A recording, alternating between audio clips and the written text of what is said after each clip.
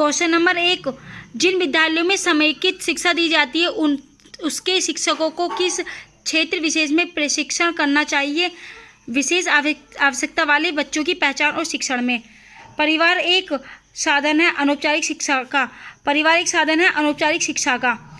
एक समावेशी विद्यालय शिक्षार्थियों की क्षमताओं की परवाह किए बिना सभी के अधिगम परिणामों को सुधारने के लिए प्रतिबद्ध होता है।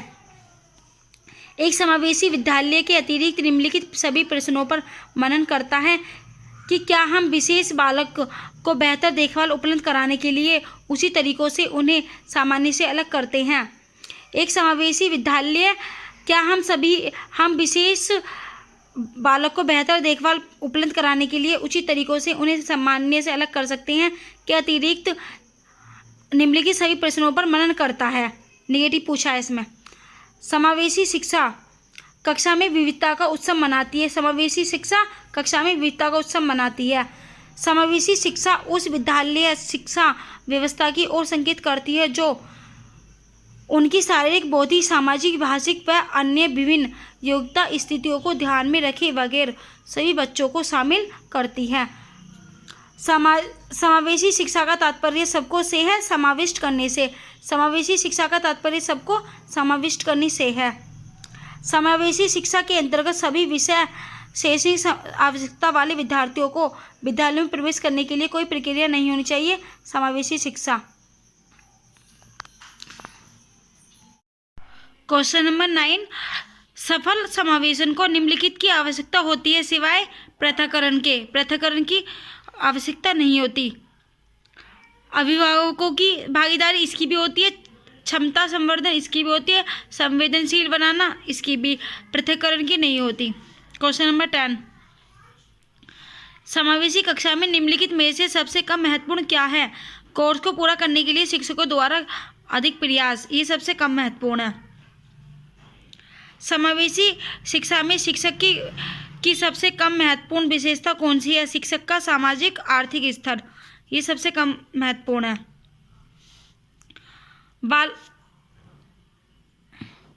बाल केंद्रित शिक्षा का समर्थन निम्नलिखित में से किस विचारक द्वारा किया गया है? John Dewey. बाल केंद्रित शिक्षा का समर्थन निम्नलिखित में से किस विचारक द्वारा किया गया है? John Dewey. जॉन डेवी द्वारा समर्थित लेब विद्यालयों के उदाहरण हैं प्रगतिशील विद्यालय। जॉन डेवी द्वारा समर्थित लेब विद्यालय के उदाहरण है प्रगतिशील विद्यालय। क्वेश्चन नंबर 14, प्रगतिशील शिक्षा के अंतर्गत निम्नलिखित में से किस बात का ध्यान रखा जाता है कि इसमें शिक्षण विधि को अधिक व्यावहारिक करने पर जोर दिया जाता है? प्रगतिशील शिक्षा के अंतर्गत निम्नलिखित में से किस बात का ध्यान रखा जाता है? इसमें शिक्षण विधि को अधिक व्यावहारिक करने पर जोर दिया जाता है।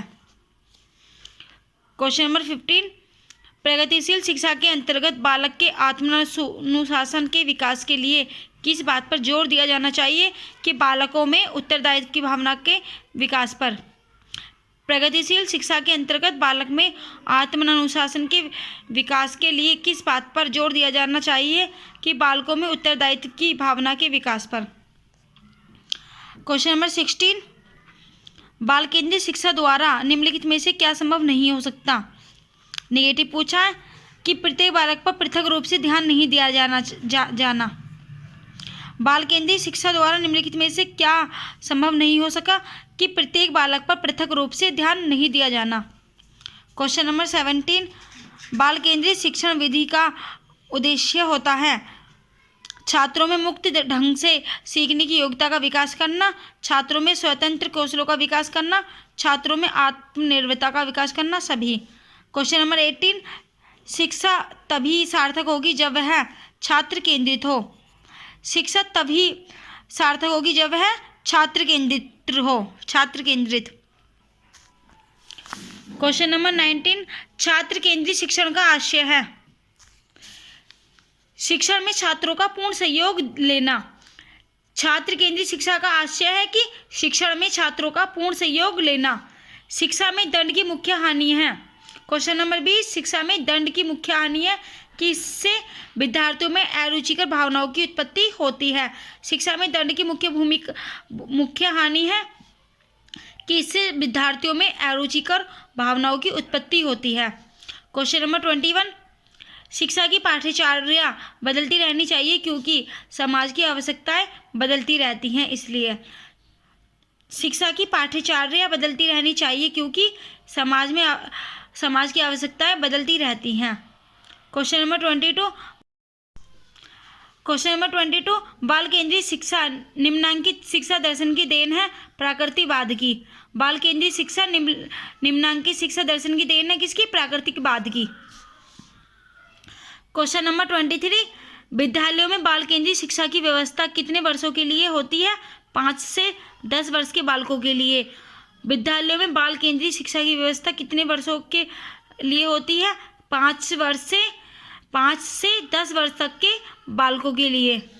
क्वेश्चन नंबर 24, प्रगतिशील शिक्षाविदों के विचार से पाठ्यक्रम संबंधी अनुभवों की श्रृंखला को निर्धारित किया जाना चाहिए छात्रों की रुचियों से सात्य अनुक्रम में। प्रगतिशील शिक्षाविदों के विचार से पाठ्यक्रम संबंधी अनुभवों की श्रृंखला को निर्धारित किया जाना चाहिए कि छात्रों की रुचियों से सातत्य अनुक्रम में। क्वेश्चन नंबर 25, बाल केंद्रित शिक्षा का सिद्धांत है प्रेरणा का सिद्धांत, चयन का सिद्धांत, रुचि का सिद्धांत, सभी। बाल केंद्रित शिक्षा का सिद्धांत प्रेरणा का सिद्धांत, चयन का सिद्धांत, रुचि का सिद्धांत, सभी।